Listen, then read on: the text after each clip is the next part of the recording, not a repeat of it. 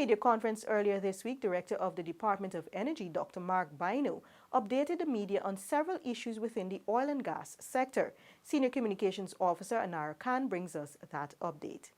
Among the matters addressed was the signing of the crude lifting agreement. The crude lifting agreement was finalized and signed on December 10th. As previously indicated, it lays out the modalities to operationalize the crude lifting arrangements as per the AIPN template. I'm happy to say as well that that agreement we received as the modus operandi applied. We had consultations with a wide range of sister agencies. The Energy Director told the media that preparations are continuing in earnest with an accelerated date for first oil.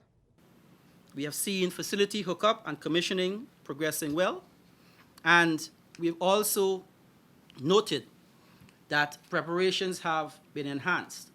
So by all indications, we can expect first oil at an earlier date than was previously projected.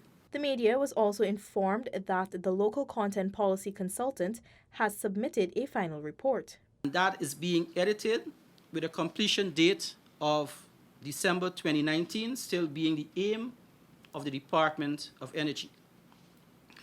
Working with the operators, we have commenced the process of ensuring that their reports are coming in the format identified in the local content policy, so that will allow for easy transition, standardization, and cohesion. Dr. BYNOE added that the construction of the Liza Unity is progressing smoothly. For InfoHub, ANARA.